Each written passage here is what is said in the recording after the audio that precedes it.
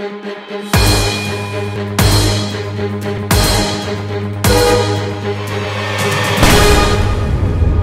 had a period of about 3 years where the oil price very much tracked the $100 a barrel level through the first quarter, half of 2014, and we've seen the price drop to something like $50 a barrel today. Now, this has been a much more dramatic drop than anybody might have expected, but it's related to 2 or 3 key factors.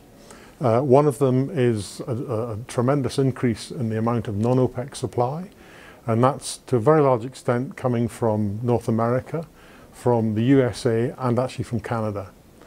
The other thing that's happened is at the last OPEC meeting, where normally there's guidance from the OPEC members around supply and there's agreement and discussion about keeping supply the same or increasing or decreasing it, they decided just to leave supply where it is, despite the fact the price has fallen so much. And the third thing is that global demand in 2014 has been actually a great deal less than we expected it to be.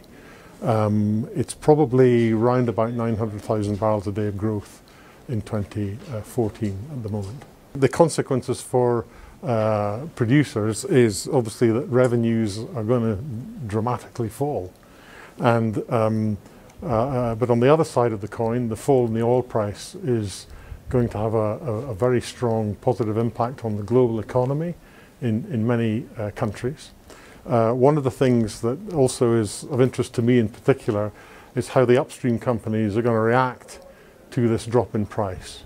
Because even before the price fell, costs of the upstream business had more than doubled in the last 13 years or so.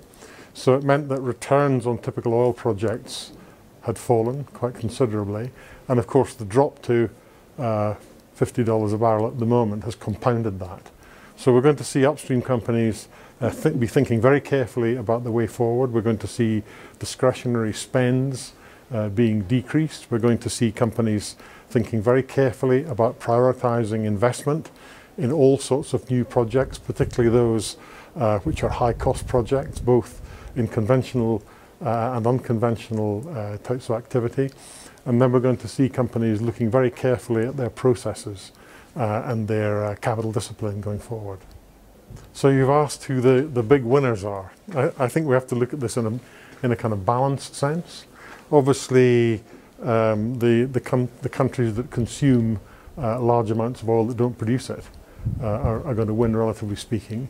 The US and Canada are going to win because not only have oil prices dropped considerably, but as you probably know, the price of gas in North America is relatively low at the moment.